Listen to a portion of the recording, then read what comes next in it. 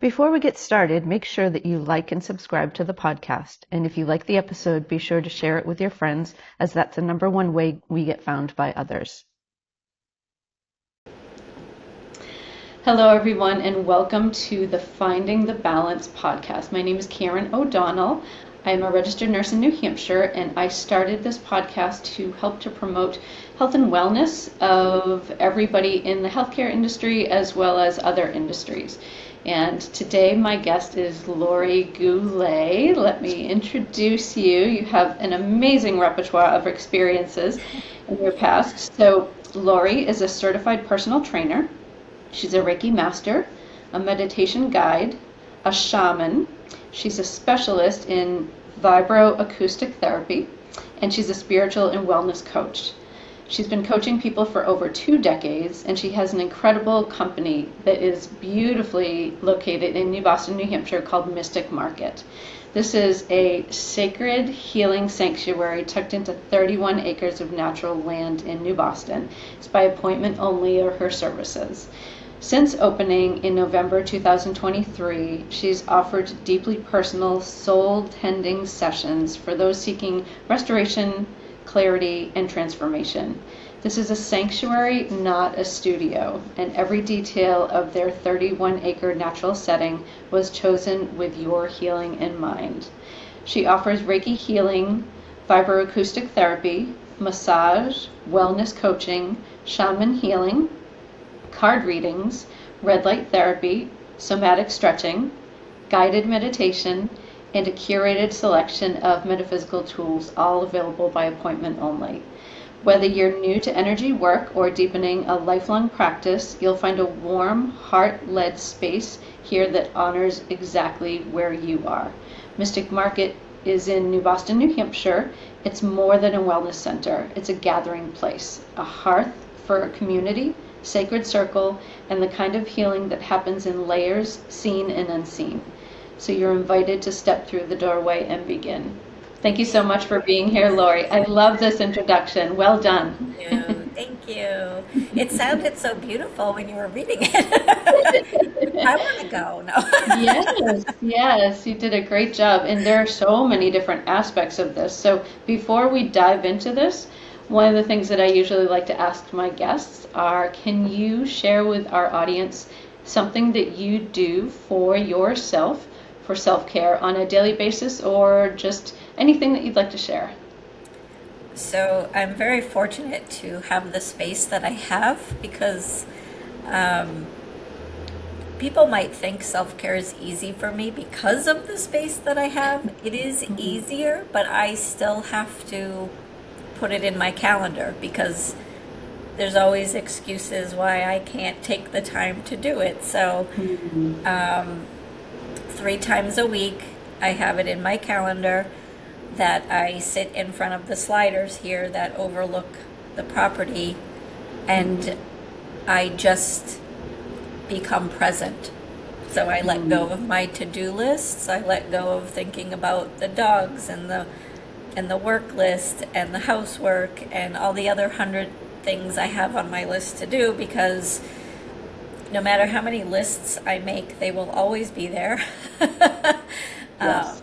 Even though I check something off, I add something else at the bottom. So 5 minutes 3 times a week is nothing to put aside to just be present. And it's not necessarily a meditation that you're sitting here like this. I am fully aware of my surroundings, and it's intensified because I notice textures and colors and sounds.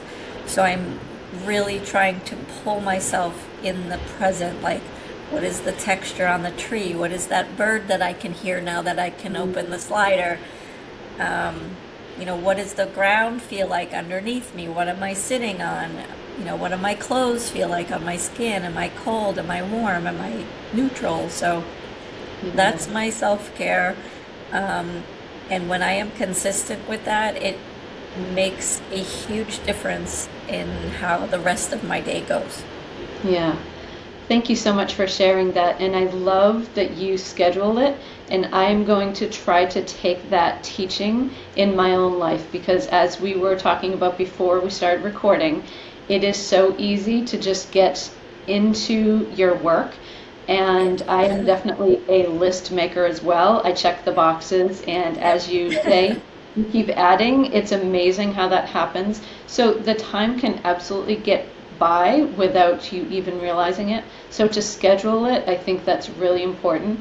And, you know, just kind of touching on a little bit of that aspect of we would assume that you would do this all the time because you're a healer, you're somebody who promotes healing of other people, but to take the time to do it yourself, that's not always an easy thing to remember. It's not, and sometimes the healers need it more because we get burnt out because we're always healing others. But if our battery is drained, we can't heal others to the best of our ability. And, you know, I kind of look at it like I have to walk the walk. If I'm preaching it, I got to do it. Because I can't expect someone I'm teaching to do it if I can't do it myself. Yeah. So I do put it in my calendar because things in my calendar are important. You know, like this podcast was important, so I put it in my calendar. And when the little notification pops up, I'm not going to be like, I'm not going to do that and blow it off. So I kind of have to have that same mindset with the self-care too, because it is important. Yeah. And I think it starts with realizing that it's important and you have to treat it that way.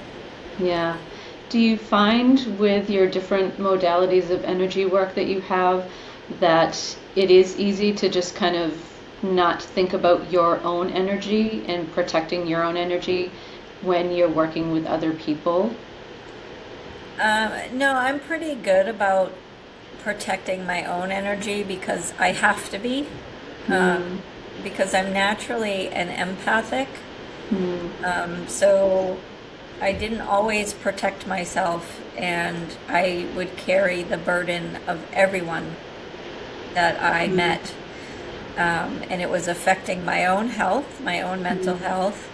But I didn't fully understand back then, you know, when I was, you know, a younger person, I didn't fully understand what that meant. And when I finally figured it out and had someone mentoring me and pointing it out, like, hey, you're not even protecting your own energy, you're absorbing it. I would absorb commercials. Like, I'd see commercials on TV and I'd cry, and my husband he's like, you know, that's fake, right? It's not real. Those aren't real people. But when you're that empathic, you feel everything. It doesn't matter if it's real or not. So over the years, I have these little things that I do to kind of protect my own energy and then recharge my energy. So Yeah.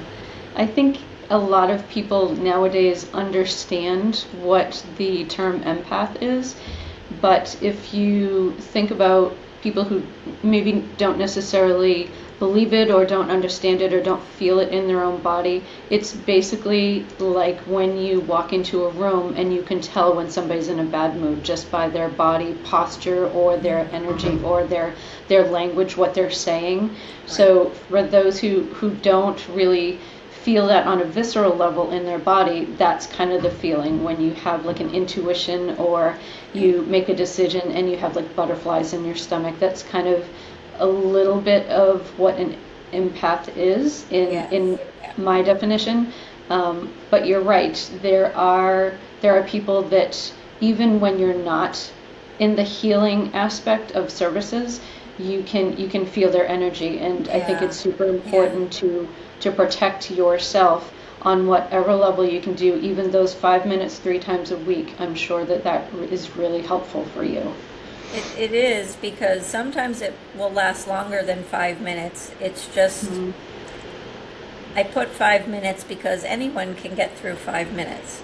But it's that startup to get to do the 5 minutes. So it's like if I already go into it with, oh, it's only 5 minutes, but then I look and I'm like, oh, 15 minutes went by. So, um, and it does get easier and easier because it becomes a habit. Just like you don't really think about brushing your teeth anymore. It's just something you kind of do because you want teeth, Yeah. And you develop this habit every day or before bed or whatever.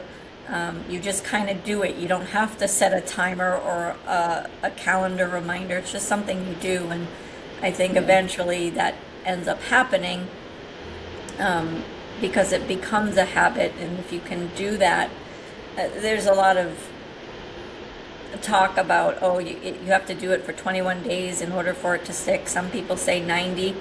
I think it's closer to the 90. And it has to be consistent, for it to actually become a habit, and the mindset, the brain to like rewire itself to be like, oh yeah, this is part of my life now. Yeah, absolutely.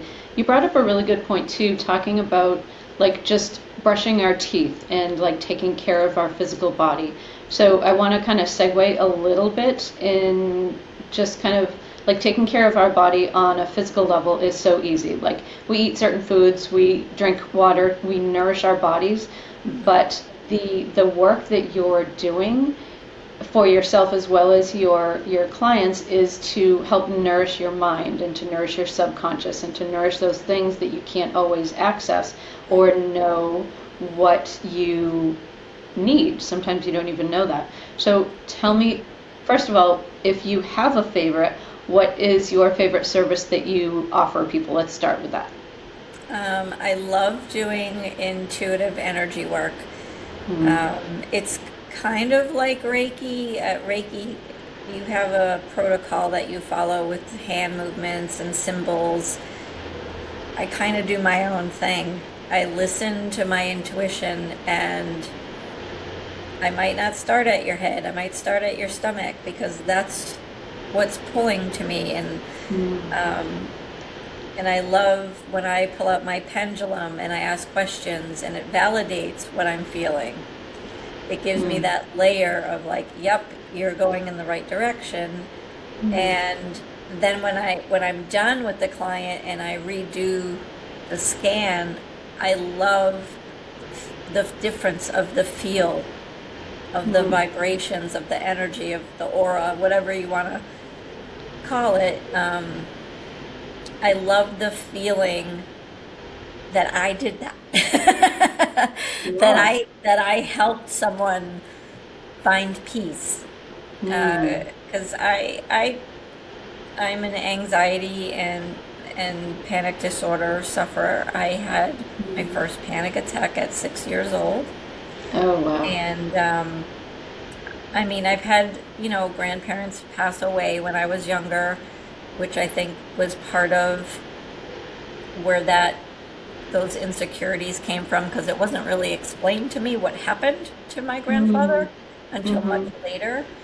But I also learned that my family has this genetic thing, like all of my aunts on my father's side have suffered with panic, anxiety, depression. So it's something that it's just genetics or generational trauma, whatever. I mean, I'm sure I could dive really deep, but we don't have that much time. But I don't know where my point was I was going with that story. Yeah, no, I think you started talking more on the lines of when you first had a panic attack at the age of 6, and you probably didn't understand it or realize what was happening, and Right. you didn't have the language for it, and Right.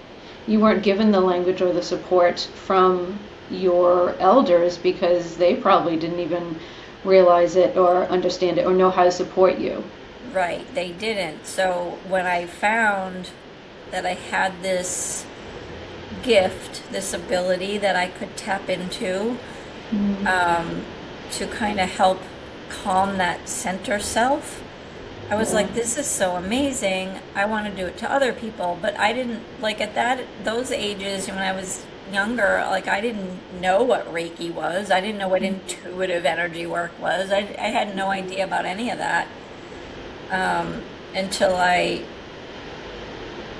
met some other people that we just started talking about auras and stuff, and I was like, wait a minute, you see auras too? Like I didn't feel so crazy anymore because Yeah, I was yeah. finding people that had these similar abilities or Mm, feelings, um, and I really, and when I had my panic disorder and anxiety at its height, I mean, I went to therapy, I was put on prescription drugs, like they did all the things. yeah. And I'm like, there's got to be better ways than this because, at the time, I think I was 22, I was like, I can't be on like 6 medications for the rest of my life. Like this, Yeah. there's got to be something else, and Yeah. that's kind of when I started digging into, meditation and intuitive energy and Reiki and all the things. And I was like, holy Mhm. cow, there's like a whole other world out there and nobody talks about. Yeah. Yeah. And it's so amazing. And I can confidently say now that I don't think I've had a panic attack or an anxiety attack in probably about 20 years. Wow. And how long has it been since you've been off of all of those medications? About that same time? Probably about that same time, maybe a little longer. Wow. Yeah. So, That's just such an amazing story, and I can resonate with that from my nursing background in that I've kind of come full circle. I really am more passionate about trying to keep people off medication versus putting them on more because we right, know that medication disrupts a certain part of the body that is not supposed to be disrupted. So to support it in right, another way without medications, it's it's available. There are so many different modalities out there that are not medication driven. right, And the unfortunate part about medication is that if you take something, it's going to have a side effect. It right, doesn't matter if it's a Tylenol or any other over-the-counter medication. It's going to have some sort of effect. And our right, bodies are supposed to be healing themselves, not disrupt right. a system that isn't working. And I So, never tell anyone to not take medication because that's not my job to say that. right. I always tell people when they come to Mystic Market, if you're going to try supplements or anything else, to talk with your doctor first and make Sure. sure there's no contraindications or anything that can harm them. And all the things we offer here should be part of your regimen, not a replacement. Mm, Um, yeah. But do you think? I'm sorry, I choose not to be on medication because I don't need it. Mm-hmm. Um, Yeah. I'm not poo-pooing the medication industry, but if I don't need to be dependent on something to get through a day, I'm gonna try something else. Yeah. Yep. That's a really good point. I also am not saying, you know, don't take your medication, you can do these other things, but just to know that there may be something happening if you're doing these modalities consistently, that you may feel that you don't need medication as often, or Right, the changes in the body are usually very, very good. So yes, absolutely consult with your physician and have it as another tool that you can use right. for your healing journey. Yeah. Yeah. So tell me a little bit more about the vibroacoustic therapy. That is just really amazing to me. It's the most amazing thing ever, and I wish more people knew about it. Mm. Yeah. So we have in the studio here, we have a room upstairs, and there's a bed that's like shaped, it's a contour bed that's shaped to the way your body lays down. So it's got the head, the dip for the back, and then the legs come up a little bit. And inside this bed are 5 speakers that are right up on your body. Mm. So it's like sound healing times 1,000. So you Mm. get these ear-canceling headsets, and you can choose a journey. They're all listed on the website, and you can choose, like, pick an ailment, right? You could PMS, substance use, weight loss, pain management, sleep. You know, pick something, and there's a journey that you can choose that will play low frequency sounds and music combination with low frequency vibrations. So as you're laying on this bed, you are feeling the music through your whole body. So it can be a sensory overload for someone. If they have issues with sensory, because the bed is vibrating, there's music happening, but the room is private, it's dark. I have this like projector thing on the ceiling that kind of looks like the nighttime sky in Alaska, you know, with all the Beautiful. auroras in the sky, and so you can watch that, or you can close your eyes if you want to. You're under a weighted blanket if you want a weighted blanket. And the journeys can last anywhere from 11 minutes to 11 seconds, all the way up to 65 minutes, and everything in between. And they're normally numbers like 22, 22, or 44, 44. So it's 44 minutes, 44 seconds. So they coincide with angel numbers, if you're into that stuff too. And it's just such an amazing experience. And what I love most about it is it's not just woo-woo stuff. There's science to back up what it's actually doing to you on a cellular level. Yeah. So there's studies that, so people going through cancer treatment, they had less pain, they managed their pain better when they did this consistently. Professional athletes healed quicker when they did this. People were sleeping better. People had weight loss with consistent use.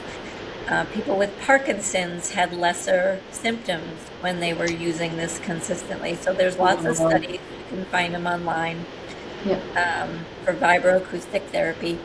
The only conditions that we really try to shy away from people using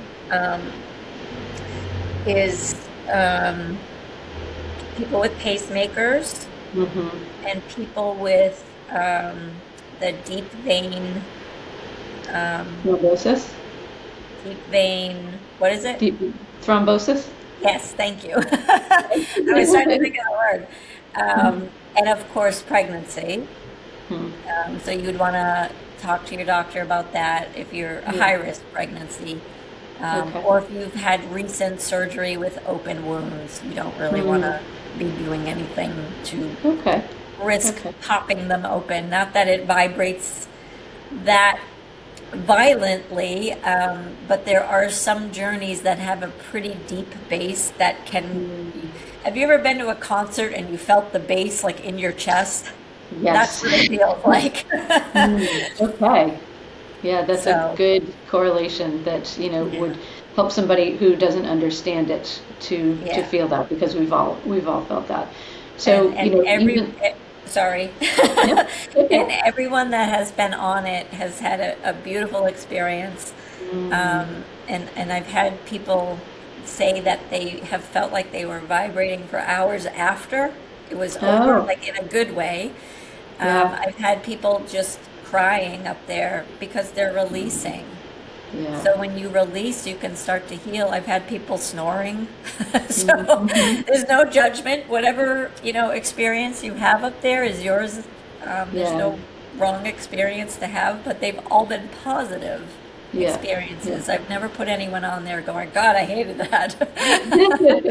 So yeah, it's amazing that people have individual experiences, and like you said, they'll be crying, and maybe are they always able to identify why they're crying, or their body is just releasing and it doesn't always necessarily come to mind, but it just needs Correct. to go out. Yeah. Yeah. Sometimes people are like, oh my God, I just realized why I've been holding this. Other Mm, people know it's from a trauma, mhm. so they might not be, their body was ready to release, but their brain isn't. Yeah, yeah. So, because there are some journeys that are for ancestral trauma, Mhm, generational trauma. mhm, So there are ones that, think about when you listen to songs, right? mm, They invoke emotions. Like you hear a song and it brings you back to the day. Oh, I was at my grandma's lake when this song was playing and we were all mhm. laughing and having a good time. Or like that Sarah McLachlan song they put on the puppy commercial, like, you start crying because you see all these sad Mhm. puppies. It's like, Yes. it's this kind of the same thing. You choose a journey that you know is going to invoke something with you. And that's Yeah. typically, I mean, there's hundreds of them on the website. So people are like, which one do I want? I'm like, just look through them and whatever one calls to you. Yeah. And some people are like, well, I don't know what calls to me. So then I kind of give them like a generic one, I guess. Mhm. There's nothing really attached to it but an experience. Mhm. So like, maybe I hook them up to it's an actual live recording of a thunderstorm in Bali.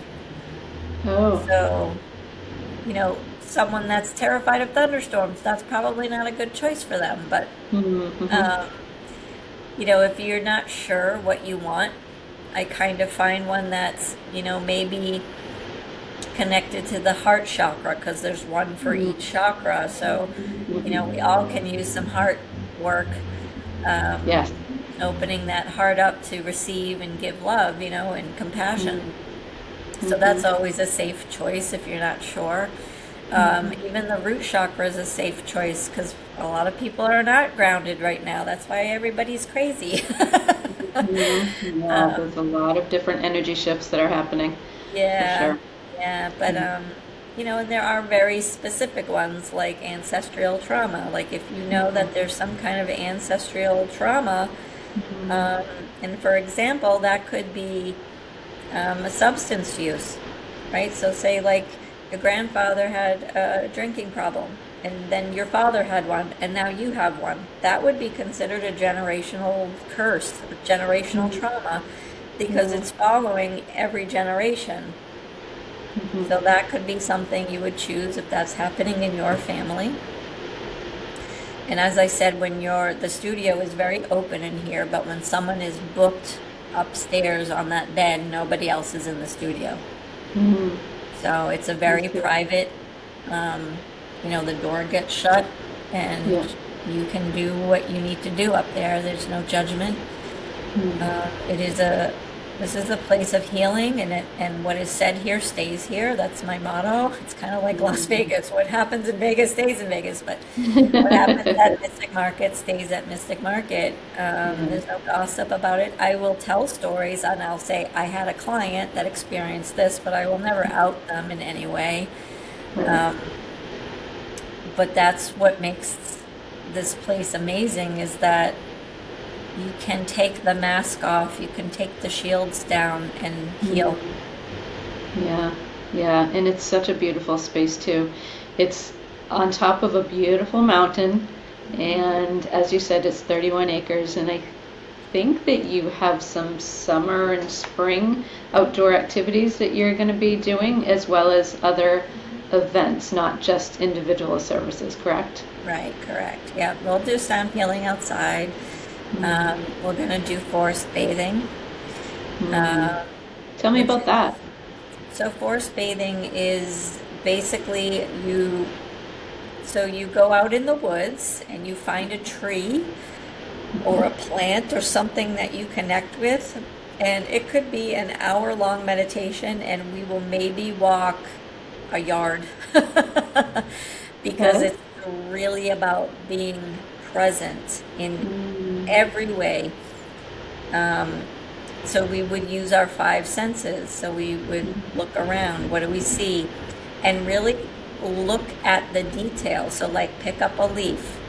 What's the color of the leaf? What's the texture? What does it smell like? Don't taste it if you don't know it's, if it's going to poison you, don't taste it. But like, Hmm. even noticing the taste, like maybe you're tasting, like maybe you just brushed your teeth before you came, so you have that, peppermint flavor in your mouth, or maybe you brought lemonade, so you've got that sour, you know, we will have water when we're out there, and I will do that. I will tell everyone to smell the water, look at the water, put the water in your mouth, but don't swallow it. Feel, what does it feel like? What does it taste like? So it's really about being present, and then think about all the things that had to happen so you could have that bottle of water. Ah, Because when you think about those things, it really puts it in perspective. Like, there are people in this world that don't have clean drinking water, yes. which is horrific to think about. Yeah. Because now you've got this fancy jug that you probably spent $80 on with fresh, clean water. Think about everything it took to get that to you and be grateful for it. So, like, that's part of the being outside meditation, is really going, holy cow. Yes. It's Yes. really incredible when you you can do the same thing at dinner time. Think about what it took to get that food to your table, all the Yeah. people that it took, all the animals, the plants.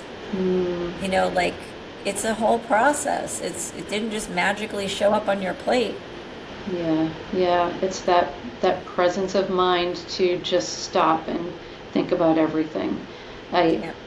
I love that. And when you were talking about the being in the forest, and like I've seen a lot of videos recently on the energy of the trees and plants, and how much knowledge they have, how much network underground they have, how they have their own language, and I bet that that is a big part of the outside meditation as well. And people who live in other countries that don't have trees that are as beautiful as we experience here in New Hampshire, or if they just live in a city and they very rarely get to a park, they're missing out on that natural energy that is just so easy for us in specifically New Hampshire to be able to just go outside. But do we do that?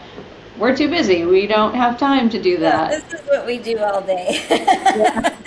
Yes, it's true. So bringing it back to our roots and really trying to get into our natural state with nature, I think is super helpful. And that in and of itself is so grounding for our bodies and our psyche and every part of nature. Yeah, Yes, yeah. And completely agree.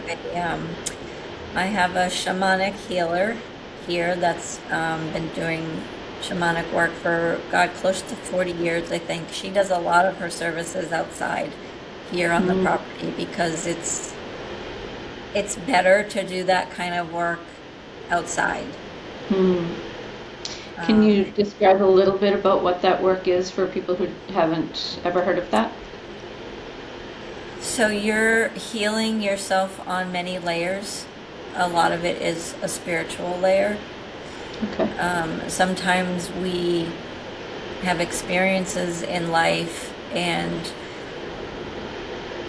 maybe something attaches to you. And I don't want to say like necessarily an entity, but even low vibrational energy that you're carrying around and kind of making you heavy. Okay. It's easier to pluck those off outside and bury them outside, because you can send those low vibrations, the crud, the yuck, whatever you want to call it, down into the earth. Mother Earth receives it. She doesn't just take, she transmutes. So she will take that and send it back to you in healing. Okay. Is it chakra based or not necessarily? Not necessarily, and it depends on the practitioner. Okay. Okay. Kahina, who is the shaman here, it is not chakra based for her. Okay. It is a lot of spiritual, um, spiritual cleansing, spiritual fighting. um, it's it's so hard to explain, because if you've never experienced, it's like you have to experience it to. I've been witness to it, and I've actually assisted her on some of the harder cases. And it's almost like, so say someone's got this deep-rooted trauma, right? That forms into like an energetic, let's just call it a ball for now. Forms this energetic ball in the body somewhere. We have to try to break that and get it out of them so that they can heal.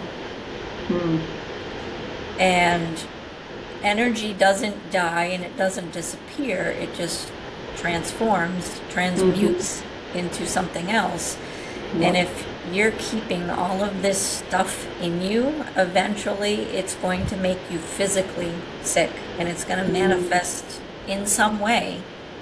Cancer, high blood pressure, migraines, blurred vision, tremors. Like, it's going to manifest in some way, because you can't keep all of that inside of you forever without it transmuting into something else.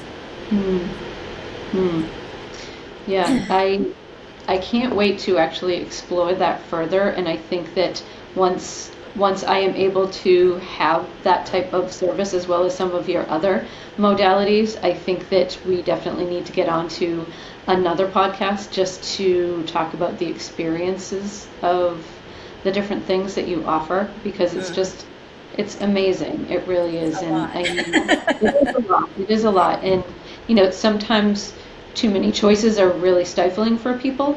So I myself am so interested in trying a few different things so that I can kind of speak to the experience of doing that. And I think that will definitely be helpful, so that, myself, from like a nursing perspective, I may give it a different description just for what my body experienced, and to be able to make it a little bit more understandable for people who are more science-based. And, there are definitely people who want all of the research to say what this is doing to the body. But from a physical perspective, I think I can't wait to try a few different modalities that I haven't tried in your space. And it's hard to find scientific evidence to back up spiritual experiences. So, what I tell people is, if you're going to try one of these services, you have to come in with an open heart, an open mind, and experience it for what it is. And you might be surprised at how you feel if you allow it to happen. Because I wasn't always, into all of this. I think more out of fear. Like, I always knew I had something, but I was raised Catholic, so I had this, behind the scenes fear that I can't talk about this stuff because of how I was raised. Of course, now I say I'm a recovering Catholic because I don't practice that anymore. But, my religion is nature. My gods and goddesses are the trees and the mountains and the plants, and and that's how it used to be. That's what people worshipped before all the gods and goddesses came about. And I think life was harder back then because we didn't have as many conveniences, but at the same time, I think it was better. Because we were more connected to ourselves and to each other as a community. That's what I'm trying to build here too, is to bring that community feeling back, because I think with everything that's going on in the world today, without getting into it, we all know what's going on. There isn't that sense of community, and you can see that all over Facebook. You know, Yeah. someone, there was a story posted about someone coming out for a sexual assault. And there were people laughing and making jokes about it. I'm like, when did our society start joking about sexual assault? Yeah. Like, I Yeah. was horrified. Yeah. Um, so I want to remind people, like, hey, this life is too short, and we're all here Mhm. just trying to be peaceful and as happy as we can be, you know? Mm. And Right. if I can help just a small handful of people to feel that way, and then they make others feel that way, that's how it works. I'm not Yeah. going to save everybody, but if I can save a handful and then those people go out, that's That how the ripple light effect is, spreads. yeah, yeah. The ripple effect is amazing, and that's what we can do, and it puts it in perspective to not be overwhelmed to try to save, global warming or the planet. You can just do Right, one thing at a time, right. and one simple act at a time that will ripple out so that it creates a bigger wave, for It sure. does, and even as a healer, I have to remind myself of that often, that I can't heal everybody. Hmm. Because when I feel like I've failed someone, I used to take that to heart.